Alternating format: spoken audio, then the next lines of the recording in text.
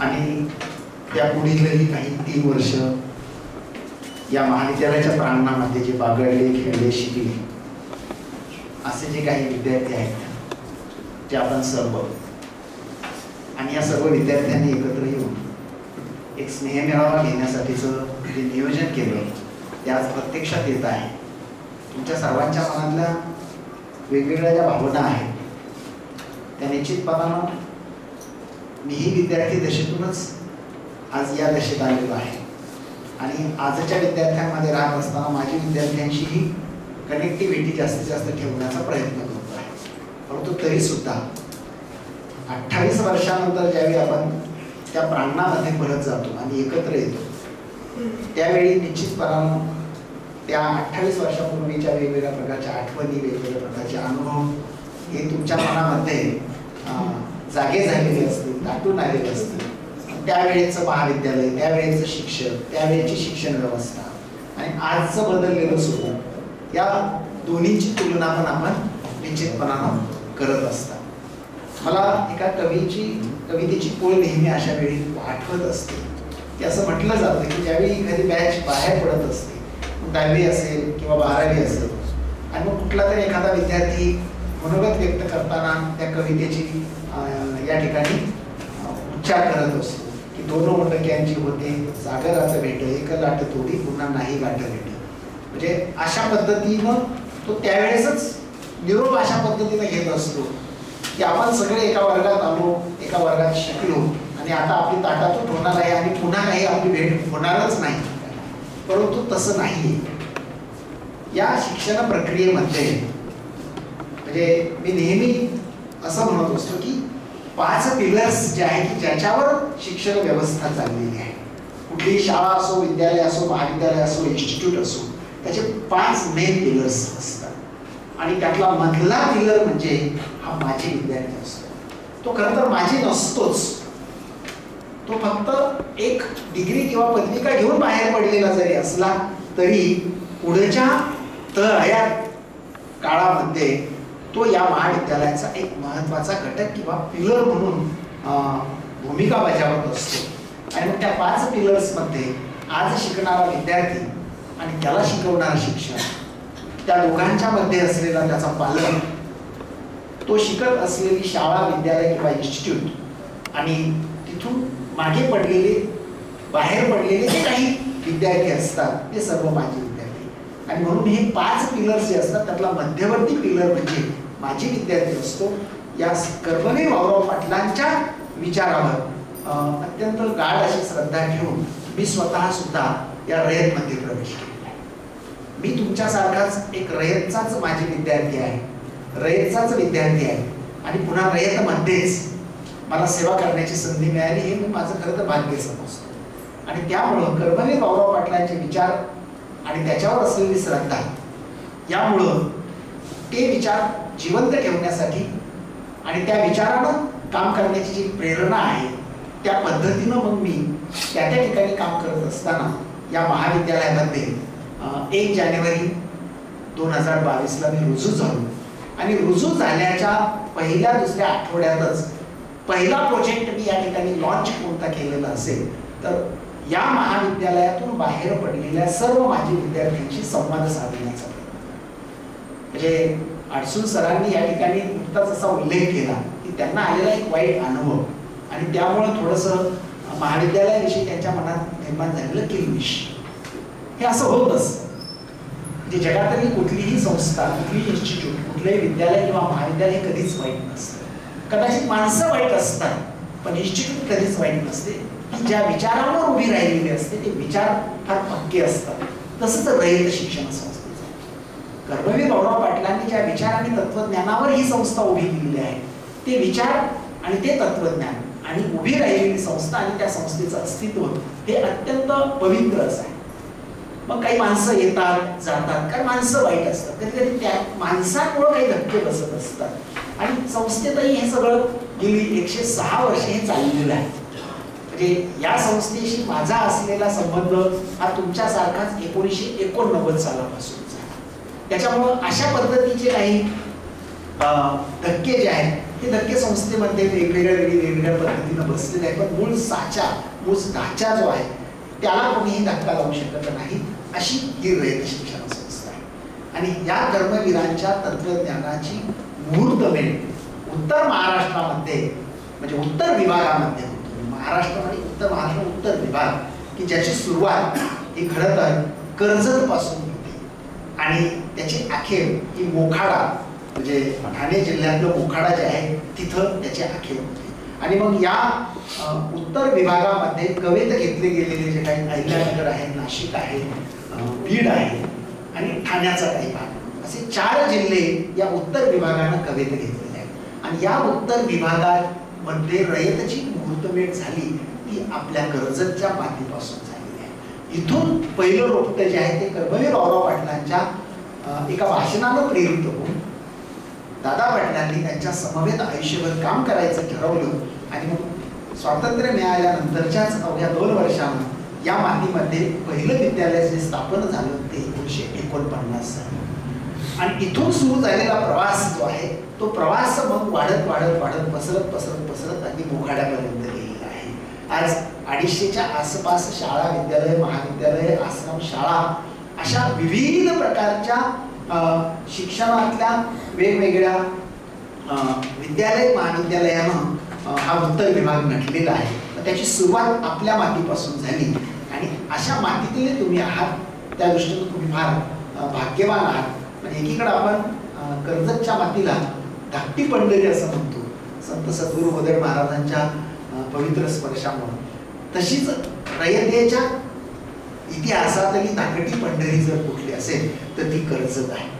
आणि त्यातलं हे दादा पाटील महाविद्यालय ज्या दलित मित्र दादा पाटलांच्या खरं तर परिश्रमामधून आणि प्रयत्नामधून उभं राहिलं आणि त्यांनी स्वतःचं घर दार संसार याचा विचार न करता ते या ठिकाणी रुजवायचा प्रयत्न केला, अशा महाविद्यालयाचे तुम्ही विद्यार्थी आहात, ही खरं तर फार मोठी जमेची अशी गोष्ट आहे. आणि मग हा जो माझी विद्यार्थी आहे त्याच्या बळावर खरं तर कर्मवीर रावराव पाटलांनी ह्या संस्थेचा विस्तार केलेला आहे, विस्तार केलेला आहे.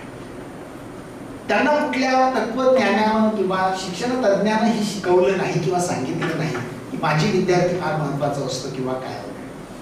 परंतु आपण जर पाश्चात्य शिक्षण व्यवस्था पाहिली की जी आपल्या फार पुढं आहे, 100 पावलं पुढं असलेली ही शिक्षण व्यवस्था आहे. आणि मग तिथलं जे काही हायर एज्युकेशन आहे किंवा शिक्षण आहे ते फार आगळं आणि वेगळं अशा पद्धतीचं आहे, अत्यंत क्वालिटेटिव्ह अशा पद्धतीचं ते शिक्षण आहे.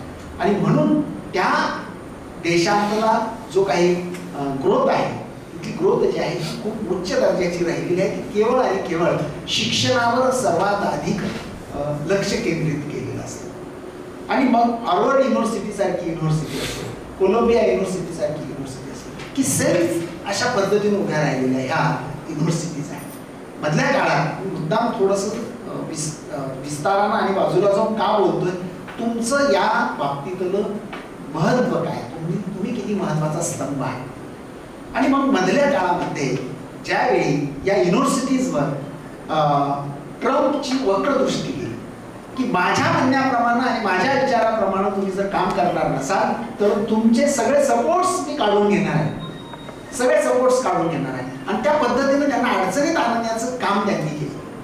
त्यावेळी या युनिव्हर्सिटीजनं कुठल्याही पद्धतीनं त्यांच्या पुढे मान झुकवली नाही. त्याचं कारण या युनिव्हर्सिटीच्या मागे सगळे माझे विद्यार्थी उभे आहेत. या युनिव्हर्सिटीज मध्ये त्यांचा जो काही एकूण रोल आहे, अत्यंत पार्टिसिपेशन आहे, रोल आहे किंवा सपोर्ट आहे, तो इतका स्ट्रॉंग आहे की त्याच्या बळावर आम्ही आणखी 10 वर्ष युनिव्हर्सिटी चालू शकतो, आम्हाला तुमच्या बळाची गरज पडणार नाही. त्यांनी नाही तडजोड स्वीकारली. आणि अशा पद्धतीचा अनुभव कर्मवीर रावराव पाटलांना सुद्धा स्वातंत्र्यानंतरच्या काळामध्ये आलेला. आणि ज्यावेळी सगळ्या विद्यालयांच्या ग्रँट्स बंद केल्या गेल्या त्यावेळी एक फार मोठा प्रश्न कर्मवीर रावराव पाटलांपुढे उभा राहिलेला असताना पण त्यांनी तडजोड स्वीकारली नाही. आणि मग संत गाडगेबाबा असतील, डॉक्टर बाबासाहेब आंबेडकरांसारख्या महापुरुषांनी त्यांच्या पाठीशी एक बळ उभं केलं. माझी विद्यार्थ्यांच्याकडे आव्हानं केली, वेगवेगळ्या पद्धतीनं प्रबोधनं केली आणि त्या काळातली विद्यालय त्यांनी चालवून दाखवलं. आणि म्हणून माझी विद्यार्थ्यांचं जे मूल्य आहे हे कडवई गौरव पाटलांना खूप ज्ञान असं, तो म्हणजे रयत शिक्षण संस्थेची ऍसेट आहे, संपत्ती आहे. आणि तसेच तुम्ही सुद्धा या दादा पाटील महाविद्यालयाची संपत्ती आहात असं मी या ठिकाणी ठामपणानं सांगतो आहे. मित्रांनो, खरं तर ज्यावेळी आम्ही गेली 4 वर्ष दिवाळीला जोडून भाऊबीजेच्या दुसऱ्या दिवशी माझी विद्यार्थ्यांचा स्नेह मेळावा आणि दिवाळी फराळाचा एक व्यापक आणि ओपन असा कार्यक्रम ठेवत असतो. जास्तीत जास्त माझ्या विद्यार्थ्यांपर्यंत पोहोचण्याचा प्रयत्न आमचे शिक्षक करत असतात. कारण प्रत्येक शिक्षकाला आम्ही एक 30 विद्यार्थ्यांचं टार्गेट दिलेलं असतं की माझी विद्यार्थ्यांपर्यंत पोहोचा. त्या विभागाकडे असलेला डेटा हा कॉम्प्युटर आल्यापासूनचा डेटा असतो. म्हणजे एक साधारणपणाने कॉम्प्युटर आला तेव्हापासूनचा कॉम्प्युटराइज्ड डेटा यांच्याकडे असतो आणि ते मग त्यांचे ग्रुप्स असतात आणि त्याच्या आधाराने त्या माझ्या विद्यार्थ्यांपर्यंत पोहोचतात.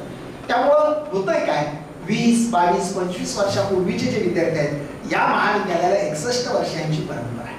म्हणजे आतापर्यंत 60 बॅचेस या महाविद्यालयातून बाहेर पडलेले आहेत. 60 बॅचेस जर बाहेर पडलेले असतील आणि 60 बॅचेसचे जर आपण स्वतंत्रपणाने मेळावे घ्यायचे ठरवले तर 60 आठवडे याच्यासाठी आपल्याला या ठिकाणी क्रमित करावे लागतील. पण तरी सुद्धा हा प्रयोग आपण सुरू केलेला आहे. एक 3, 4, 2 वर्षातल्या बॅचेसनं एकत्र यावं आणि त्यांनी या ठिकाणी एकत्र येऊन गेट टुगेदर का असे ना, पण त्या गेट टुगेदरच्या अंतर्गत आपल्या या बदललेल्या महाविद्यालयाचं रूपडं पाहावं. या ठिकाणी एकत्र येऊन आपल्या आचार विचारांची देवाणघेवाण घ्यावी, भावनांची देवाणघेवाण घ्यावी, आठवणींना उजाळा द्यावा आणि त्या निमित्तानं पुन्हा आपल्या आयुष्यालाही एक बळ मिळत असतं. कारण महाविद्यालय किंवा विद्यालयीन जे मित्र असतात हे खरं तर टॉनिक सारखे असतात. अनेक वर्षांना ज्यावेळी आपण एकत्र येतो आणि भावनांची म्हणजे सगळी देवघेव करतो त्यावेळी निश्चितपणानं एक ऊर्जा मिळत असते, एक ताकद मिळत असते, आपल्यामध्ये उत्साह निर्माण होत असतो. आणि मग महाविद्यालयाशी असलेलं नातं वगैरे वगैरे हा नंतरचा भाग असतो. पण किमान आपण एकत्र आलं पाहिजे. या ठिकाणी आता जस्ट सोनमळीताई अशा म्हटल्या की खूप फोन करायला नको. खरं आहे, कारण विद्यार्थी दशा संपल्यानंतर सांसारिक जीवन सुरू झालेलं असतं आणि सांसारिक जीवनामध्ये मुलं बाळं नातवंड याच्यामध्ये एकदा रमला माणूस की असल्या सगळ्या गोष्टीसाठी त्याला वेळ देताना मग थोडी कसरत करावी लागते. आपला व्यापार, व्यवसाय, उद्योग, धंदा, नोकरी याच्यातून पुन्हा वेळ काढायचं म्हटलं की परत त्याच्यामध्ये अडचणी असतात आणि त्यातून मग एक दिवस ठरवून सगळ्यांनी एकत्र येणं आणि मग अशा पद्धतीचा एक मेळावा होणं, स्नेह मेळावा होणं ही खरं तर खूप मोठी तारेवरची कसरत असते. परंतु ज्यावेळी माझ्याकडं म्हणजे राणे भाऊसाहेब, ॲडव्होकेट राणे भाऊसाहेब आणि अडसूळ सर हे दोघे परदेशी सरांच्या समवेत स्टेजवर आले. त्या मेळाव्याच्याच निमित्तानं आलेला होता आपण आणि त्यांनी एक सुतोवाच केलं. मी 2 मिनिटं त्यांच्याशी बोललो लगेच मागे जाऊन आणि तुम्ही नियोजन करा. महाविद्यालय या सगळ्यांसाठीचं एक उत्तम असं व्यासपीठ त्यानं उभं केलेलं आहे. तुम्ही त्या निमित्तानं या एकत्र तुमच्या 1-2 वर्षाच्या काय जे असतील त्या बॅचेस तुम्ही त्यानं एकमेकांशी संवाद साधून आणि मग त्यांनी गेली 1.5-2 महिने याच्यावर चांगलं काम केलं आणि आज तो सुदिन उगवला आणि तुम्ही एकत्र आलेला. यामध्ये आम्ही पुण्याहून आलेले सगळ्यांचीच नावं जर घ्यायची आता एक 32-33 तुम्ही सगळे आहात. परंतु मी मुद्दाम ॲडव्होकेट रानबाळ म्हणजे राणे आणि विक्रम सरांचा उल्लेख यासाठी केला की सुरुवातीला ते मला या ठिकाणी भेटले की आम्हाला आमच्या बॅचचा अशा पद्धतीनं मेळावा घ्यायचा आहे आणि मग त्यांचा उल्लेख या ठिकाणी केला. तुम्ही सगळे पाहिला तर कोणी पोलीस खात्यात आहे, कोणी शिक्षण क्षेत्रात काम करतोय, कोणी वकील आहे, कोणी व्यावसायिक आहे, सगळे वेगवेगळ्या स्तरामध्ये काम करणारे आहेत, कोणी ब्युटिशियन आहे, महिला सक्षमीकरणाचं काम करणाऱ्या काही आमच्या महिला भगिनी आहेत, कोणी काउन्सिलरचं काम करतंय, तर कोणी अगदी असं शेतकरी सुद्धा आहे. म्हणजे अशा वेगवेगळ्या क्षेत्रामध्ये वेगवेगळ्या पद्धतीनं तुम्ही आज रमलेला आहात, कार्यरत आहात आणि त्याच्यातून वेळ काढून तुम्ही आज या ठिकाणी सगळे एकत्र आलेले आहात. आता कर्जत आणि परिसरात ते आहेत त्यांना फारशी ददात पडली नसेल, परंतु कोणी पुण्याहून आलं, कळंबहून आलं, करमाळ्याहून आलं, त्यांना थोडं का होईना थोडा प्रयास करावा लागेल. स्पेशली हा दिवस म्हणजे राखून ठेवावा लागलेला आहे. आणि मग तुम्ही सगळे एकत्र आहे, पण किती विविधता आहे. आणि मग तुमचा काळ किंवा मी शिकत असलेला काळ, त्या काळाला तुम्ही या ठिकाणी उजाळा दिला की खरं आहे अगदी पायात चप्पल सुद्धा घेण्याची क्षमता नसलेला तो काळ होता. आपला युनिफॉर्म घेण्यासाठी सुद्धा आपल्या पालकांकडे पैसे नसायचे. म्हणजे मी स्वतःच 10वी पर्यंत मोठ्या भावाचा युनिफॉर्म म्हणजे अल्टर करून वापरलेला मी पण विद्यार्थी आहे. 12वी नंतर पायात चप्पल आलेला मी पण विद्यार्थी आहे.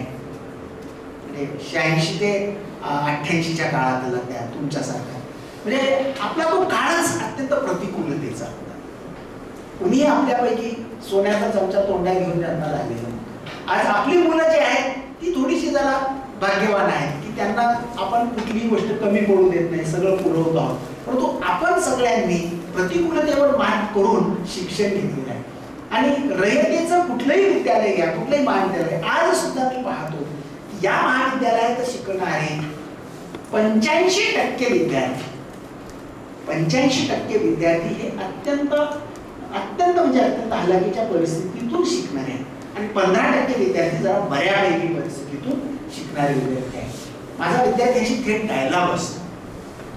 आणि मग या महाविद्यालयात रुजू झाल्यानंतर खूप काही गोष्टी आपल्याला या ठिकाणी करता आल्या, ज्याचे काही तुम्ही साक्षीदार आहात.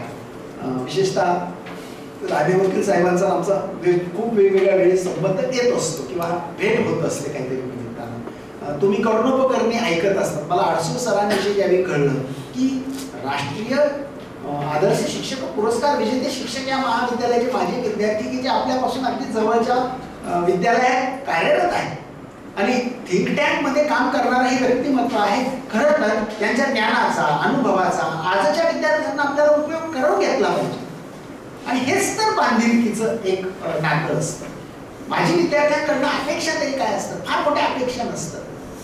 म्हणजे ज्यावेळी मी या ठिकाणी हा विषय समोर ठेवला, एक निवेदन तयार केलं की या ठिकाणी एक माझी विद्यार्थी संघ कार्यरत होता, आपल्याकडे होता, तुम्ही त्याचा उल्लेखही केला.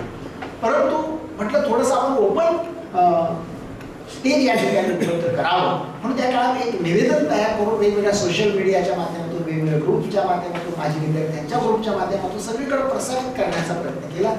आणि आपण काही मीटिंग्स बोलवल्या सुरुवातीला. तुमच्यासाठीच त्या काळात 60-70 माझे विद्यार्थी वेगवेगळ्या बॅचेसमध्ये वेगवेगळे आले. त्याच्यात चर्चा झालं, चर्चा झाली. त्याच्यातून ठरलं की मी एकच सांगितलं की आपल्याला अधिकृतरित्या, कारण कसं असतं कधीतरी एकत्र येऊन गेट टुगेदर करणं हा झाला एक आपला विरंगुळ्याचा भाग. परंतु आपल्याला फाऊंड, कारण माझे विद्यार्थी हा त्या विद्यालय महाविद्यालयाची ॲसेट असतो, संपत्ती असतो. आणि त्याचंही तितकंच घट्ट नातं त्या विद्यालयाशी, महाविद्यालयाशी असतं. त्याचं महत्त्व तितकंच आहे. आणि मग आपल्याला अधिकृतरित्या ही संघटना स्थापन करायची आहे, त्याचं रजिस्ट्रेशन करायचं आहे. आणि मग त्याची चॅरिटी कमिशनर प्रमाणे असलेले जे काही निकष वगैरे आहेत ते सगळे तयार होऊन त्याची घटना वगैरे हे सगळं करत असताना मला 6 महिने प्रचंड कसरत करायची. कारण सगळेच एका विचाराचे नसायचे, अंतर्गत काही मतभेदाचे काही असायचे, असं खूप खूप खूप काय होऊन शेवटी एक 6 महिन्यानंतर एकदाच त्याचं रजिस्ट्रेशन झालं आणि त्याचं काम खऱ्या अर्थानं सुरू झालं. बऱ्याचदा काही आरोप पण झाले की फक्त नॅट पुरताच माझी विद्यार्थ्याची आठवण येते वगैरे वगैरे, असं खूप काही झालं. आणि मी अत्यंत तळमळीनं सगळ्यांना सांगितलं की हे खरं आहे की बऱ्याच महाविद्यालयांमध्ये किंवा विद्यालयांमध्ये काही एका निमित्तानं गरज आहे म्हणूनच माझी विद्यार्थ्यांची आठवण होते आणि मग त्यांना बोलावलं जातं. पण तसं नाहीये. हे माझी विद्यार्थ्याचं नातं अहोरात्र अष्टप्रहर असतं. कधीही म्हणजे मला उद्या वाटलं की अडसूळ सरांचं एखादं व्याख्यान मुलांसाठी ठेवावं, मी हक्कानं त्यांना सांगेल की सर आपल्याला आजी विद्यार्थ्यांसाठी तुमचं व्याख्यान आयोजित करायचं आहे, तुम्ही वेळ द्याल का? किंवा एखादा क्रीडा शिक्षक आहे, मला जर वाटलं किंवा तो त्या काळातला प्रसिद्ध क्रीडापटू आहे आणि त्याच्या स्किलचा, त्याच्या अनुभवाचा आजच्या विद्यार्थ्यांना जर मला मार्गदर्शनासाठी जर उपयोग होणार असेल तर मी त्याला संधी दिली पाहिजे आणि त्याचं जे नातं आहे ते वृद्धिंगत केलं पाहिजे. तर एवढा फक्त न्याय आणि वगैरे याच्या पुरता हा मर्यादित हेतू नाही. तर आणि आर्थिक तर अजिबात नाही. बऱ्याचदा असाही एक गैरसमज झालेला असतो की माझे विद्यार्थी म्हणजे फक्त पैशासाठीच कॉलेजला आणि महाविद्यालयांना आठवण होते. हे सगळं डोक्यातून पहिलं काढून टाका म्हटलं. आणि ते काढल्यानंतर पण काही जणांचा विश्वास थोडासा बसला आणि मग हळूहळू तो संघ स्थापन झाला. आणि त्यातल्या घटनात्मक तरतुदीत आपण एक असं सांगितलं की वर्षातून एकदा सर्व माजी विद्यार्थी जे आहेत, सर्व माजी विद्यार्थी हे एकत्र आणायचे. आणि मग त्याला दिवस कुठला ठरवायचा. त्याचेही 2 प्रयोग आपले झाले. पहिला प्रयोग आम्ही संत सद्गुरू गोदड महाराजांच्या यात्रेला जोडून म्हटलं या निमित्तानं गावाकडे येतात बऱ्यापैकी येतात, परंतु कुणीही ढुंकून पाहिलं नाही कॉलेजकडे. 2 का 3 माझे विद्यार्थी आत येऊन गेले फक्त. आम्ही बोर्ड लावले सगळीकडे स्वागताचे. म्हटलं नाही यात्रेचं एक वेगळं हे असतं, कोणी इकडे येणार पण नाही आणि वेळ देणार नाही. मग तो भाग आम्ही रद्द केला. त्यानंतर मला वाटतं दुसरा प्रयोग कुठला केला आपण माझी विद्यार्थ्यांना एकत्र आणण्याचा यात्रेला जोडून आणि दुसरा असाच करून पाहिला. त्याही वेळी फार प्रतिसाद. आणि मग एक आयडिया आली की दिवाळीला भाऊबीजेला निश्चितपणानं बहिणी आपल्या गावाकडे येतातच, तसेच भाऊ पण आपल्या बहिणीला भेटायला निश्चित येतात. यावेळी करून पाहूयात. आणि थोडा वेळ असतो, 2-5 दिवसाची सुट्टी असते. आणि तो प्रयोग थोडासा यशस्वी झाला. पहिल्या वर्षी काहीतरी 100-150 फक्त माझे विद्यार्थी एकत्र आले. त्याच्या दुसऱ्या वर्षी 200-250 संख्या झाली. तिसऱ्या वर्षी ती संख्या आणखी वाढली आणि या वर्षी 500+ संख्या झाली. हळूहळू हा व्यापक होत चाललाय. ज्या विद्यार्थ्यांपर्यंत अजून पोहोचलेले नाहीत आमचे शिक्षक, आणि मग एखादा माझी विद्यार्थी तक्रार पण करतो की मला अमुक बातमीतून कळलं, मला याच्यातून कळलं, आमच्यापर्यंत कुणाचं हे नाही, तर तो डेटा आम्ही आता अपडेट करतो आहे. परंतु या माझी विद्यार्थी संघाच्या माध्यमातून वर्षभरामध्ये 12 ते 14 चांगल्या पद्धतीचे उपक्रम हे एवढे गाजले की संस्थेपर्यंत त्याची नोंद घेतली गेली, दखल घेतली गेली. आणि आता रयत शिक्षण संस्थेनं याच्या बाबतीत एक फार मोठी व्यापक मोहीम उघडली आहे. स्थापन झाल्यापासून आजपर्यंतचा सगळा डेटा प्रत्येक विद्यालयाला, प्रत्येक महाविद्यालयाला कलेक्ट करायला सांगितलेला, अप टू डेट डेटा. मग त्याच्या अगदी आत्ताच्या पत्त्यापासून त्याच्या पिन कोड पासून सगळं अपडेट करायचं आहे. आणि त्याचं एक सॉफ्टवेअर त्यांनी डेव्हलप केलं. आणि हा सगळा डेटा आता संस्था या ठिकाणी कलेक्ट करते आहे. पण संस्थेने एक अध्यादेश काढलेला आहे. ज्या ठिकाणी ज्युनियर कॉलेजेस आहेत त्या ज्युनियर कॉलेजेसनं 12वी पास झालेल्या सगळ्या विद्यार्थ्यांची रजिस्टर्ड माझी विद्यार्थी संघटना स्थापन करायची. आणि ज्या ठिकाणी महाविद्यालय आहेत त्यांनी BA किंवा BCom किंवा BSc किंवा MA MSc MCom झालेल्या माझे विद्यार्थी आणि 12वी ह्या दोघांची मिळून एक संघटना स्थापन करायची आणि ती रजिस्टर्ड करायची आहे. आता सगळ्याची धामधूम ती चाललेली आहे गेली 3-4 महिने. मला असं वाटतं की मध्ये अडसून सर त्या थिंक टँक मध्ये काम करतात. ते बोलताना मला म्हटले, त्यांनी मी तो ड्राफ्ट पाहिला सर तुमचा, महाराष्ट्र शासनानं जो एक अध्यादेश काढलाय, म्हणजे आता हळूहळू ह्या सगळ्या गोष्टी शिक्षण क्षेत्रामध्ये किती, याच्यावरून माझी विद्यार्थ्याचं महत्व आणि मूल्य तुमच्या लक्षात आलं असेल की आता महाराष्ट्र शासनानं सुद्धा 4थी पर्यंतच्या शाळातून बाहेर पडलेले 4थी, 12वी पर्यंतचे 12वी, 10वी पर्यंतचे 10वी, ह्या सगळ्यांना एक अध्यादेश काढून एक परिपत्रक जे आहे ते प्रसारित केलेलं आहे. आणि आपापल्या माझे विद्यार्थी संघटना आपण त्या ठिकाणी स्थापन कराव्यात, रजिस्टर्ड कराव्यात अशा पद्धतीचं. आणि त्याचे काही नियम निकष दिलेले आहेत. त्यात पण ह्या सगळ्या गोष्टी दिलेल्या आहेत. आता आपण खरं तर 4 वर्षापूर्वीच हे पाऊल टाकलेलं असल्यामुळं खूप वेल एस्टॅब्लिश असं आपण, तुम्हाला फक्त त्याचा एक पार्ट व्हायचा आहे आणि बॅचेस व्हायचे. मला हे चांगलं तुमच्या त्या बोलण्यातून एक चांगली आयडिया आहे. तर मधल्या काळात एक 81 ते 85च्या काळातले असेच 100 विद्यार्थी एकत्र आले. खूप छान, अत्यंत धमाल आहे. आणि मग अशा लिमिटेड विद्यार्थ्यांमध्ये त्या मेळाव्याला चांगला न्याय देता येतो. आणि मग आता हा दुसरा त्या निमित्तानं होत आहे. अशी काही आता मला वाटतं काहीतरी 85 ते 90च्या बॅच मधले काही 2-3 भेटले. म्हणजे तुम्ही लीड घ्या, आम्ही तुम्हाला डेटा देतो, तुमच्याकडे काही तुमचे ग्रुप्स असतील तर तुम्ही पण एकत्र या, तुम्हाला पण एकत्र येऊन आपण अशाच पद्धतीने एक दिवस करूया, काहीच अडचण नाहीये. तर या निमित्तानं त्या महाविद्यालयाशी असलेली आपली जी तुटलेली नाळ आहे ती जोडली जाईल या भूमिकेतून आपण हे सगळं करतो आहोत. या ठिकाणी खरं तर महाविद्यालय किंवा 12वी सुटून लग्न होऊन बाहेर पडल्यानंतर, पण लग्न वगैरे संसारामध्ये तुम्ही रमता, आपापल्या व्यवसायात जाता. मला एक मुद्दा उल्लेख करायचा आहे की बऱ्याच जणांनी आपली ओळख करून देताना माझं माहेरचं आडनाव हे आहे, आता सासरचं तसं आहे. पहा, म्हणजे सासरी गेल्यानंतर मुलीच्या बाबतीत घडणारी गोष्ट कुठली असते, तिला तिचं आडनाव आपल्या संस्कृतीमध्ये बदलावं लागतं. आडनाव नव्हे, स्वतःची ओळख सुद्धा पुसून टाकावी लागते आणि नवी ओळख तिला तिथं तयार करावी. पुरुषाच्या बाबतीत थोडासा त्याला त्रास नाहीये, पण मुलगी म्हणून जन्माला आलेल्या प्रत्येक स्त्रीला ह्या सगळ्या गोष्टी फेस करून स्वतःचं एक वेगळं अस्तित्व त्या घरामध्ये उभं करावं लागतं आणि मग स्वतःचं नाव सगळं पुसून टाकावं लागतं. पण आपण जिथं शिकलेलो आहोत, ज्या ठिकाणी तुम्ही अध्ययन केलेलं आहे, ती ओळख कोणीच पुसू शकत नाही. म्हणजे तुम्हाला कोणी विचारलं की तुम्ही कुठे शिकलात, 12वी कुठे केलं, पटकन तुमच्या तोंडून येणार मी दादा पाटीलचे विद्यार्थी. म्हणजे ही अशी एक ओळख आहे की ही पुसू शकत नाही. आडनाव तुमचं पुसलं गेलं, पण कॉलेजचं नाव मात्र शाश्वत आहे. म्हणून हे महाविद्यालय तुमच्या हक्काचं माहेर आहे, तुमचं पण माहेरच आहे आणि त्या माहेरी तुम्ही हक्कानं यावं, कधीही तुम्ही यावं.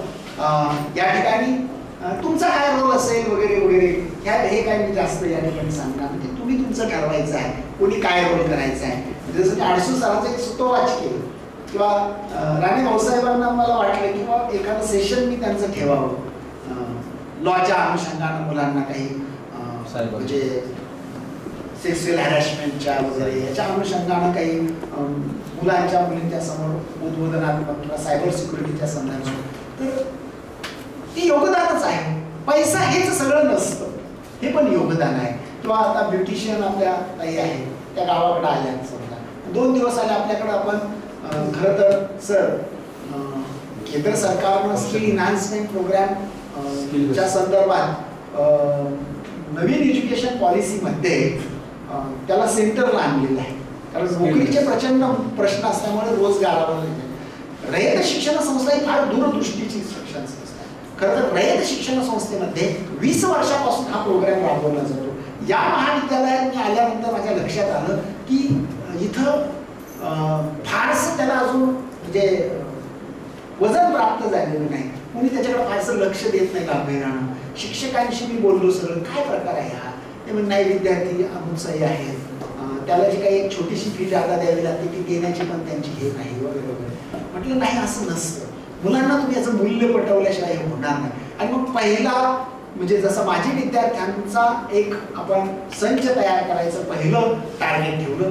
दुसरं टार्गेट बिग प्रोजेक्टमध्ये आपण स्किल इन्हान्सवर लक्ष केंद्रित केलं. आधी त्याच्यासाठी शिक्षकांचं मला या ठिकाणी प्रबोधन करावं लागलं, त्यांचं प्रशिक्षण घ्यावं लागलं, कशा पद्धतीने हे प्रोग्राम राबवायचे ते सांगावं लागलं, मुलांमध्ये कसा विश्वास तयार होईल, पालक कशी संमती देतील. आणि पाहता पाहता पाहता पाहता या ठिकाणी कर्मवीर विद्या प्रबोधिनीचे 7 आणि सावित्रीबाई फुले विद्यापीठाचे 18 अशा पद्धतीनं 25 स्किल एनहान्समेंट प्रोग्राम आपण या ठिकाणी अधिकृतरित्या लॉन्च केले. मुलांना त्याचं महत्व पटवून दिल्यानंतर मुलांनी ते स्वीकारले आणि आज टोटल विद्यार्थी त्या स्किल एनहान्समेंटचा या ठिकाणी चांगल्या पद्धतीने आस्वाद घेत आहेत. शिवाय त्यांना आता क्रेडिट्स पण त्याचे मिळायला लागले आहेत. पण हे सगळं करत असताना ज्यांना हे सगळं काही नको आहे, मग स्पर्धा परीक्षेवर आपण लक्ष केंद्रित केलं, एंटरप्रेन्योरशिप डेव्हलपमेंटवर लक्ष केलं. तुमच्यातले काही व्यावसायिक आहेत, चांगले व्यवसायात आज स्थिर स्थावर झालेले आहेत किंवा चांगला उद्योग त्यांचा मोठा उभा राहिलेला आहे, तर त्यांनी या ठिकाणी येऊन उद्योग व्यवसायाच्या संधीवर बोलावं, उद्योजक आपल्या भेटीला याच्यावर बोलावं आणि मुलांना उद्बोधित करावं. मला वाटतं एंटरप्रेन्योरशिप डेव्हलपमेंट सेल सरच त्याचे समन्वयक आहेत. त्याचा आपण वर्षातून 1 दिवस या ठिकाणी फार मोठं प्रदर्शन या ठिकाणी घेत असतो. ज्या मुलांना व्यवसाय करावासा वाटतो, नोकरीची आवड नाही, त्यांना जे प्रशिक्षण दिलेलं असतं आणि मग त्याच्या मनातला व्यवसाय त्यांना कागदावर उतरवून या ठिकाणी स्टॉलमध्ये उभा करायचा आणि मग वर्षातून 1 दिवस आपण त्याचं एक फार मोठं अशा पद्धतीचा प्रोग्राम या ठिकाणी घेत असतो. वर्षभरातल्या त्याच्या गोष्टीला प्रॅक्टिकली या ठिकाणी रूप दिलं जातं. जे काही उद्योगपती मोठे मोठे झाले आहेत ते येऊन या ठिकाणी उद्योजक आपल्या भेटीला तो मुलांना प्रोत्साहन देतात, प्रसंगी काही मुलांना मदत पण करतात त्याचा उद्योग किंवा व्यवसाय उभा करण्यासाठी. किंवा स्पर्धा परीक्षेच्या अनुषंगानं या ठिकाणी जेवढे अधिकारी झालेले आहेत या महाविद्यालयात, जेवढे त्या सगळ्या अधिकाऱ्यांपर्यंत महाविद्यालय आता पोहोचलेलं आहे. आणि मग महिन्यातून 15 दिवसातून एक तरी रिटायर झालेला असो किंवा आत्ता सर्व्हिस मधला असो, एक तरी व्याख्यान त्या मुलांपुढे असतं ज्यांना स्पर्धा परीक्षेतून जायचं. त्याचा एक फायदा सांगतो. या ठिकाणी पहिला प्रयोग झाला त्यावेळी आमच्याकडे 13 का 12 काहीतरी अधिकारी झाले. नंतरच्या वर्षी तो आकडा 20च्या आसपास गेला. मला सांगायला आनंद वाटतो की या वर्षी या महाविद्यालयातून विक्रमी 55 मुलं आणि मुली ह्या जून पर्यंत आणि जून पासून आतापर्यंत 7 अशा 62 मुलं आणि मुली शासकीय खात्यांमध्ये वेगवेगळ्या क्लास 2 असेल, क्लास 3 असेल, पोस्टवर सिलेक्ट झालेले आहेत, बँकेमध्ये सिलेक्ट झाले. हा विक्रमी आकडा आहे या महाविद्यालयाच्या इतिहासात. हे सगळं आज काही महाविद्यालय करत आहे हेही तुम्हाला माहीत असलं पाहिजे. काय करत आहे महाविद्यालय, आणि हे सगळं करत असताना फक्त नोकरी रोजगार असं नाही. या महाविद्यालयातल्या विद्यार्थ्यांची विचारांची फार मोठी भूक आहे. मी मुलांमध्ये जाऊन काम करणार असल्यामुळे मला हे जाणवलं की नाही, यांचा आपल्याला मेंदू पण सुपीक केला पाहिजे. वैचारिकदृष्ट्या ही मुलं समृद्ध झाली पाहिजे. म्हणून आपण कर्मवीर जयंतीच्या सप्ताहामध्ये एक व्याख्यानमाला सुरू केली आणि महाराष्ट्रातले टॉपची व्याख्याने येऊन मुलांचं या ठिकाणी वैचारिक प्रबोधन करतात. वर्षभरात अशा पद्धतीची 12 ते 13 व्याख्यानं मुलांचा माइंडसेट करण्यासाठी आपण या ठिकाणी घेत असतो आणि वैचारिक समृद्धी व्हावी यासाठी प्रयत्न केले जातात. त्यातला हा एक प्रोजेक्ट मोठा आहे व्याख्यानमालेचा. आणि अशा पद्धतीच्या 3 व्याख्यानमाला महाविद्यालयात घेतल्या जातात की ज्या विचारांची भूक भागवतात. त्याचा एक फायदा हा झाला आहे की मुलं आता वैचारिकदृष्ट्या स्थिर स्थावर राहिलं आहे. त्यांच्या डोक्यामध्ये कोरोनाच्या काळात जी एक हिंसकता निर्माण झालेली होती ती थोडी थोडी कमी होत चाललेली आहे. किंवा लैंगिकदृष्ट्या मुलं जी काही विस्कळीत झालेली होती ती आता स्थिर स्थावर झाली. आता मला वाटतं कोणीतरी काउन्सिलर म्हणून काम करत आहे. कोण करते काउन्सिलर? मला खरं तर काउन्सिलर म्हणून काम करणाऱ्या माझ्या विद्यार्थ्यांची खूप गरज आहे. आम्ही सेशन्स घेतो मुलांचं काउन्सिलिंग करण्यासाठी. तर असे वेगवेगळे काही प्रोग्राम महाविद्यालयानं या ठिकाणी लॉन्च केले. तुमच्यातले काही विद्यार्थी असे असतील आम्ही आर्ट्सला आहोत, आमच्यामध्ये संशोधन कसलं, तसं नाही. संशोधनाला कुठल्याही फॅकल्टीच्या सीमा नसतात, कुणी संशोधन करू शकतो. आणि मग आम्ही संशोधनासाठी एक व्यापक असं व्यासपीठ निर्माण केलं, त्याला आयडियाचा आविष्कार असं केलं की अमुक विद्यार्थी आहे, तुला काय आयडिया सुचली त्या आयडियाला आम्ही गायडन्स करायचं, त्याला प्रोजेक्टमध्ये आणायचं आणि त्याचं एक सुंदर असं प्रदर्शन घ्यायचं. त्या मुलांना रिसर्चच्या दृष्टीनं आपण डेव्हलप करू. आणि एखादा विद्यार्थी आहे की त्याची आयडिया ही अत्यंत स्ट्रॉंग आहे, तर मग त्याचं आपण पेटेंट करण्यासाठी कॉलेज त्याला 50 ते 60 हजारापेक्षा जास्त अधिक मदत करतो. म्हणजे हे माजी विद्यार्थ्यांसाठी काम करत असताना आम्हाला काही चांगला उद्योग असलेले मोठे उद्योगपती माजी विद्यार्थी पण मदत करतात आणि त्याच्यातून त्या मुलांना संशोधनाच्या क्षेत्रामध्ये प्रोत्साहन दिलं जातं. मला वाटतं काहीतरी महिला सबलीकरणाचं काम महिला बचत गटाच्या माध्यमातून काही भगिनी करताना दिसतात. महाविद्यालयाने तेजस्विनी मंच नावाचा एक मंच स्थापन केला की ज्यामध्ये अगदी म्हणजे मुलींपासून विद्वानपर्यंत सगळ्या प्रकारच्या महिलांसाठी वेगवेगळ्या प्रकारचे उपक्रम केले जातात. मग ते सन्मानाचे असेल, वीर माता वीर पत्नीचा सन्मान असेल किंवा गंगा भागीरथी सन्मान असेल किंवा तेजस्विनी असतील, तर त्यांच्यासाठी एक स्वतंत्र मंच या ठिकाणी कार्यरत आहे. त्याचे 10 ते 12 प्रोग्राम फक्त मुलींच्या सक्षमीकरणासाठी घेतले जातात. आणि मला सांगायला आवडेल की तेजस्विनी नावाची जी बस म्हणजे कोपर्डी, शिंदा, नांदगाव या रस्त्यावरून जी गावं आहेत एकही बस या गावातून येत नाही. हा रस्ता जो आहे एसटी महामंडळाची बस त्याला. आणि माझ्या असं लक्षात आलं की कोपर्डीची घटना ज्यावेळी घडली त्याच्यानंतर काही पालकांनी मुलींना कॉलेजला किंवा याला पाठवायचं बंद केलं. आणि हे लक्षात आल्यावर आम्ही सर्वे केला की खरोखर आहे की ह्या रस्त्यावरील खूप मुली अशा आहेत की त्या केवळ या असुरक्षिततेच्या कारणामुळे पालक पाठवायला तयार नाही, बसची कुठली सुविधा नाही. आणि मग महाविद्यालयाने ती बस सुरू केली, तेजस्विनी बस ही सेल्फ फंडेड बस सुरू केली. म्हणजे आमदार साहेबांनी सीबीसीचे मेंबर असल्यामुळे आम्हाला ती बस प्रदान केली आणि ती आता आम्ही आमच्या खर्चानं चालवतो आहोत. तर त्याही बाबतीत मला सांगायला आवडेल महिला सबलीकरणाचं खरं काम कृतीशील कसं असतं. तर या रस्त्यावरच्या गावातून आतापर्यंत 200च्या आसपास मुली BCA BCS किंवा BSc पर्यंतचं शिक्षण घेऊ शकल्या 4 वर्षामध्ये. मग ह्या मुली प्रवाहात आल्या, नाही तर 10वी किंवा 12वी नंतर लग्न होऊन ह्या गेल्या असतात. ही वस्तुस्थिती आहे. आणि केवळ पालक ही बस आहे म्हणून कॉलेजला टाकतात हेही तितकंच खरं आहे.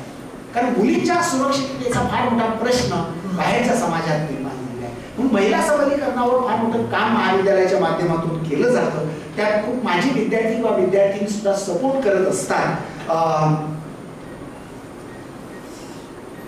मला आणखी 2च गोष्टीचा उल्लेख या ठिकाणी करायचा आहे. मेंटॉरमेंटची नावाची एक स्कीम असते, खूप जुनी आहे, पण तिचं इम्प्लिमेंटेशन होत नव्हतं. एका शिक्षकाला 30 विद्यार्थी आजी विद्यार्थी दिलेले असतात आणि त्या शिक्षकानं त्या विद्यार्थ्याशी कंटिन्यू संपर्कात राहायचं. कॉलेजला येत नसेल तर का बाबा येत नाही, तुझी काय अडचण आहे, इथं पासून परीक्षेचा फॉर्म का भरला नाही, स्कॉलरशिपचा फॉर्म का तू भरत नाहीस, तुझ्या काय अडचण आहे, या बाबतीमध्ये सातत्याच्या आणि त्याच्या पालकाच्या संपर्कात राहायचं. हे प्रत्येक शिक्षकाला बंधनकारक केलेलं आहे. आणि दर 15 दिवस किंवा महिन्याला मी आढावा देतो, किती मुलांशी संपर्क झाला, काय झालं, कितींचे फॉर्म भरले गेले, हे सारखं माझं टुमणं त्यांच्या मागं असतं. कदाचित आमच्या शिक्षकांना सुरुवातीला ते त्रासदायक वाटलं, पण आता त्यांना ते महत्वाचं वाटायला लागलं. कारण विद्यार्थ्यांच्या मनात महाविद्यालयाविषयीचा विश्वास प्रस्थापित करणं हे आपलं शिक्षक म्हणून काम आहे आणि ते आपले शिक्षक खूप चांगल्या पद्धतीने करतात. आणि आज हा मेंटॉरमेंट ही स्कीम आहे, खूप यशस्वीरित्या पुढे गेली आणि तशीच मग त्या स्कीमचा वापर करून आपण माझी विद्यार्थ्यांची ही जबाबदारी त्यांच्यावर दिलेली आहे. खरं तर एक तुमच्यापैकी शिक्षिका म्हणून कोण असेल, शिक्षिका आहेत तर एक प्राध्यापिका मॅडम. आपण इथं शिक्षिकांचा सन्मान दरवर्षी व्हावा म्हणून रयतचा प्लॅटफॉर्म आणि जिल्हा शिक्षण विभागाचा प्लॅटफॉर्मचा वापर करून दर 3 जानेवारीला स्त्री शिक्षिका साहित्य संमेलनाचं आयोजन सुरू केलं. 3 वर्ष होत गेली. या निमित्तानं स्त्री शिक्षिकांचा सन्मान करायचा, त्यांचं एक साहित्य संमेलन घ्यायचं. सुरुवातीला थोडी धाकधूक होती हे कसं होईल, पण आज महाराष्ट्रातून 800 ते 900 शिक्षिका त्या संमेलनाला येतात. ह्या सगळ्यामुळे काय झालं, महाविद्यालय सर्वदूर पोहोचायला लागलं. या सर्वांमुळे काय झालं, महाविद्यालयाच्या गुणात्मक आणि रचनात्मक विकासाला चालना मिळाली.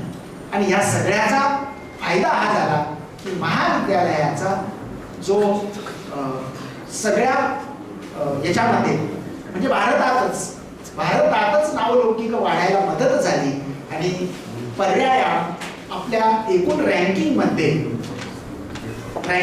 आपलं महाविद्यालय हे भारतामध्ये 6व्या क्रमांकावर आज आहे. या महाराष्ट्रात 3ऱ्या क्रमांकावर आज आहे आणि आपल्या विद्यापीठ आणि या क्षेत्रामध्ये 1ल्या क्रमांकावर आहे. 12वीच्या विद्यार्थ्यांपासून तर अगदी MA MSc PG झालेल्या मुलांपर्यंत प्रत्येक याच्यासाठी वेगवेगळ्या सेक्शनमध्ये काम केलेलं आहे. CET नीटवर सुद्धा आपण फार फोकस केलेला आहे. तर ह्या सगळ्याचा एक एकत्रित फायदा काय, तर आज महाविद्यालय हे म्हणजे भारतामध्ये रँकिंगमध्ये 6व्या क्रमांकाला आपल्या महाविद्यालयाचं नाव. म्हणजे गुजरातची एक टीम 15 दिवसापूर्वी आम्हाला भेटायला आली होती. फक्त ती रँकिंग मधल्या यादीत नाव पाहिलं म्हणून काय आहे बाबा, खरंच हे आहे का कॉलेज तसं का, उगाच कुठंतरी खेड्यात दुष्काळी भागातलं कॉलेज आहे वगैरे असं त्याचा एक गैरसमज होता. त्यांनी वेबसाईटवर सगळं पाहिलं पण त्यांना डाऊट्स होता की फेक डॉक्युमेंट्स वगैरेच्या सहाय्यानं तर नाही ना, म्हणून त्याची टीम आमच्याकडे आलेली होती, एक 8 जणांची टीम. आणि 2 दिवस ते या ठिकाणी होते. त्यांनी प्रत्येक गोष्ट बारकाईनं समजून घेतली आणि ते म्हणे की खरोखर तुमचं महाविद्यालय त्या पात्रतेचं आहे. उलट आमचं गव्हर्नमेंट युनिव्हर्सिटी आहे, आम्हाला आमच्या कॉलेजमध्ये आणि कॉलेजेसमध्ये यातल्या काही गोष्टी चांगल्या इम्प्लिमेंट करता येऊ शकतील, तर हे सगळं काही घडू शकलेलं आहे. त्या सगळ्यामध्ये मला शेवटी जाताना एकच सांगायचं आहे, माझी विद्यार्थ्यांचा फार मोठा सहभाग आहे. मला याचा उल्लेख यासाठी करायचा की ज्यावेळी मॅथची टीम हे मानांकन देण्यासाठी आणि तपासणीसाठी आलेली होती, त्याच्यामध्ये एक 4थ्या नंबरचा क्रायटेरिया असतो, स्टुडंट सपोर्ट अँड प्रोग्रेशन. तुम्ही विद्यार्थ्याला केंद्र म्हणून काय करता, त्यांच्या सपोर्टसाठी आणि प्रोग्रेशनसाठी काय करतात, त्याच्यातून माझी विद्यार्थ्यांचा रोल काय आहे आणि त्या संदर्भातली सगळी तपासणी आणि माझी विद्यार्थ्यांशी डायलॉग झाल्यानंतर तेवढ्या त्या 7 पैकी एका क्रायटेरियालाच त्यांनी 4 पैकी 4 म्हणजे 100 पैकी 100 गुण दिले. म्हणजे माजी विद्यार्थ्यांचा या सगळ्यामधला रोल महत्वाचा आहे हे सिद्ध झालं. हे सिद्ध झाल्यावर संस्थेच्या लक्षात आलं या कॉलेजनं असं काय केलं म्हणून त्याला. आणि मग त्यांनी ज्यावेळी या सगळ्या गोष्टी पाहिल्या तेव्हा सगळ्याच कॉलेजेसच्या यांच्या लक्षात आलं की माजी विद्यार्थ्याचं मूल्य किती आहे. आणि मग आता त्याच्यावर प्रॅक्टिकली वर्क सुरू झालेलं आहे. तर आपण तर प्रॅक्टिकली वागतोच आहोत, राहतोच आहोत, करतोच आहोत. अडसू सरांसारखी व्यक्ती आज या ठिकाणी या निमित्तानं जोडली जाते आहे. परत एकदा मध्ये तुटली होती तर तो एक आपल्या थोडासा गैरसमज म्हणून किंवा आणखी काही म्हणून, कारण ज्या महाविद्यालयात सैराट सारख्या चित्रपटाचं शूटिंग झालेलं आहे तिथं एखाद्या नॅशनल फिल्म इन्स्टिट्यूटचं म्हणजे जी काही बनवली जाणारी शैक्षणिक फिल्म आहे तिचं शूटिंग व्हायला काहीच हरकत नव्हती, परंतु काहीतरी झालं असेल कदाचित गोलमाल त्यावेळेस.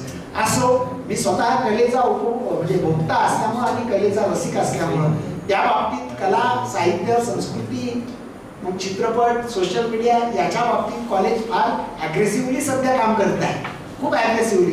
म्हणून इथला कला विभाग सुद्धा विद्यापीठात आता चांगल्या पद्धतीनं ठळक कामगिरी करतो आहे. तर या सगळ्यामध्ये तुम्हा सर्वांचा खूप मोलाचा वाटा आहे. या ठिकाणी एक उल्लेख राहून गेला इथं, म्हणजे उल्लेख यासाठी राहिला की मी आता फक्त सोंगट्या टाकून दिलेल्या आहे. माझं म्हणजे परदेशी सरांचं आणि राणे भाऊसाहेबांचं झालंय बोलणं. वेगवेगळ्या पद्धतीनं गायडन्स पासून, समुपदेशनापासून तर तुम्ही वेगवेगळ्या प्रकारचं सहकार्य महाविद्यालयामध्ये करू शकता. आणि महाविद्यालयाला नव्हे तर आज महाविद्यालयामध्ये जो शिकणारा विद्यार्थी आहे, मगाशी उल्लेख केला की 85% विद्यार्थी असे आहेत की ज्यावेळी प्रवेश सुरू झालेले असतात ते मला येऊन भेटतात, मला म्हणतात की साहेब असं असं आहे. कुणाला वडील नसतात, कुणाचे वडील अंथरुणाला खेळलेले असतात. आणि वडील अंथरुणाला खेळलेले असणं किंवा वडील नसणं ही सगळ्यात मोठी ट्रॅजेडी असते, कारण ज्याच्या आधारावर घर चालायचं असतं तेच सगळं असतं फाटकं आणि आई कुठेतरी गावाकडे शोधत असते आणि मग त्याचे प्रश्न निर्माण होतात. मुलींच्या बाबतीमध्ये शासनाच्या वेगवेगळ्या योजना असतात तरी त्यांचेही प्रश्न असतात. आणि मग माझ्या लक्षात आलं की नाही, आपल्याला यांच्यासाठी काहीतरी केलं पाहिजे. नुसते टप्पे वगैरे देऊन काही चालणार नाही. आणि मग आम्ही या ठिकाणी माजी विद्यार्थी फंड या ठिकाणी तयार केला आणि कुणीतरी ऍडमिशनची शिफारस घेऊन येतो. ऍडमिशनसाठी शिफारस घेऊन येणारा एक ग्रामीण भागातलं खरं तर वेगळं कॉलेज आहे. मग शिफारस घेऊन आल्यावर मी त्या व्यक्तीला म्हणतो की तुम्ही शिफारस आणली ना, त्याची फीच तुम्ही भरा. त्याची एकतर परिस्थिती अशी आहे ना, तर त्याची फी असं करा, अर्धी फी तुम्ही भरा आणि अर्धी कॉलेज दे. मग आम्ही काय करतो, गरीब विद्यार्थी फंडातून अर्धी देतो, तू शिफारस आणली बाबा तू अर्धी दे. म्हणजे सामाजिक कार्य केलं फुकटची फौजदारी कशासाठी, अशा पद्धतीचं माझं धोरण आहे. फुकट फौजदारी नाही, तर आम्ही ऍडमिशन गरीब म्हणून देऊ, त्याला अर्धी फी आम्ही देऊ, अर्धी तू द्यायची. आणि मग ती अर्धी फी जी आहे तिच्यासाठीचा फंड म्हणजे मला सांगायला आनंद वाटेल की खूप आमचे शिक्षक आहेत की वाढदिवस असला की त्या वाढदिवसाच्या निमित्तानं कोणी 5,000 रुपये त्या फंडामध्ये देतं आणि हळूहळू ते प्रसारित झाले. मग बाहेरून पण काही जण द्यायला लागले. काही ऍडमिशनच्या निमित्तानं येतात ते देतात, काही वाढदिवसाच्या निमित्तानं देतात. आणि आता तर विद्यार्थी पण काही चांगल्या परिस्थितीतले त्यात सहभाग घ्यायला लागले. आणि ह्यामध्ये पाहता पाहता पाहता 6.5 लाख रुपयाचा निधी उभा राहिला. परंतु 6.5 लाख रुपये पुरत नाही पुरत. मग त्याच्यासाठी आणखी काय करता येईल, तर मग आम्ही, माझ्या घरात लग्न कार्य आहे, मी लग्नावर लाखो रुपये खर्च करतो, जर मी 11,000 20,000 दिले तर काय बिघडलं. मग असा एक प्रस्ताव आम्ही शिक्षकापुढे ठेवला आणि ज्यांच्या घरामध्ये आता मुलाचं किंवा मुलीचं लग्न झालं प्रत्येक जण 21,000 देतं, कोणी 25,000 देतं. आता जस्ट आमच्या एका सेवकाचं रिटायरमेंट झाली, त्यांनी 1,01,000 रुपये त्या फंडासाठी. ही प्रेरणा आता इतकी जागी झाली आहे की कधी चहालाही म्हणजे हातावरनं उतरणारे आता या ठिकाणी त्याच्यामध्ये सक्रिय सहभाग घेत आहेत. तर हा एक माजी विद्यार्थी फंड जो आहे त्याच्यातून आम्ही काही दत्तक विद्यार्थ्यांना देत असतो की ज्याला वडीलच नाही, मग त्याला जायचं कोणाकडे. तर असा एखादा विद्यार्थी तुम्ही दत्तक घ्या, त्याच्या शिक्षणाचा खर्च करा. तर असं एक सुतोवाच तुमच्यापुढे मी या ठिकाणी ठेवलेलं आहे. बाकी महाविद्यालयाच्या पद्धतीनं चाललेलं आहे, प्रगतीच्या चांगल्या उच्च शिखरावर सध्या आहे आणि तुमच्या सारख्यांच्या सपोर्ट्समुळे सगळ्या सहकारी सेवकांच्या सहकार्यामुळं आज महाविद्यालय खूप चांगल्या स्टेजला पोहोचलेलं आहे हे सांगायला मला खूप आनंद होतो.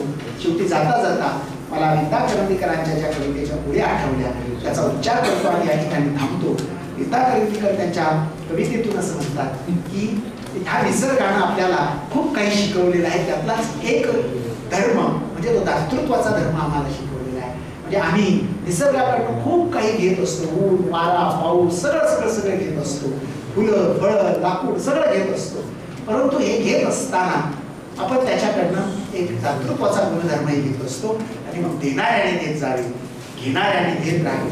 घेता घेता एक दिवस देणाऱ्याचे हात घ्यावे, घेता घेता एक दिवस देणाऱ्याचे हात घ्यावे. ज्या शाळेनं ज्या शिक्षकांनी मला शिकवलं त्याचं ऋण व्यक्त करण्यासाठी मी या ठिकाणी गुरुप्रती एक आदर ठेवत असतो, ऋण ठेवत असतो. शाळेप्रती आदर आणि श्रद्धा ठेवत असतो. आई वडिलांप्रती आपण श्रद्धा ठेवत असतो. तसंच निसर्गाची पूजा आपण करत असतो. तर हे सगळं आपण काय करतो तर आपण त्याच्यातला एक देण्याचा गुणधर्म स्वीकारलेला असतो. देणाऱ्याचे हात स्वीकारलेले असतात आणि हाच माझा या निमित्तानं आपल्या सर्वांना संदेश असेल. या निमित्तानं पुन्हा एकदा आपल्या सर्वांचं मी महाविद्यालयामध्ये खूप खूप स्वागत करतो आणि वेळोवेळी स्वागत आपल्या सर्वांचं आहे. तुम्ही वैयक्तिक या, समूहानं या, ग्रुपनं या किंवा अशी बॅच म्हणून आलात तरी महाविद्यालय आपल्या स्वागतासाठी तत्पर असेल. आज आपण एकत्र आलात आणि आता परत भेटायचंच नाही असं नाही. वेळोवेळी आपण वर्षातून तरी किमान ठरवा आणि एक असा दिवस ठरवा की आपण एकत्र येऊयात बॅच म्हणून. बरं दिवाळी फराळच्या कार्यक्रमाला नाही जमलं तर अशी बॅच म्हणून एकत्र यायला काहीच अडचण आपल्याला नाहीये. तुम्ही नाव पण खूप छान दिलेलं आहे, मैत्री ग्रुप असं म्हटलेलं आहे.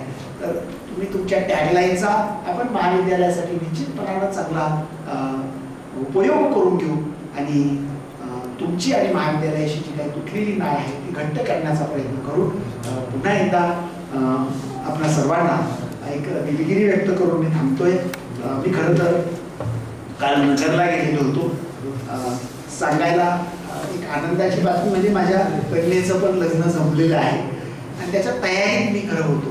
परंतु मी राणे भाऊसाहेबांना शब्द दिले होता मी कुठल्याही परिस्थितीत तुमच्या कार्यक्रमापर्यंत पोहोचेल.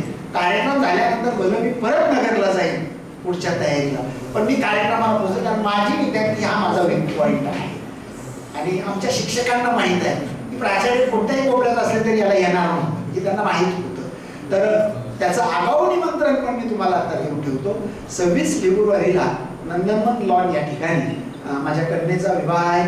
दुपारी 12:31ची वेळ आहे. आपण सर्वांनी आवर्जून या विवाहासाठी यावं.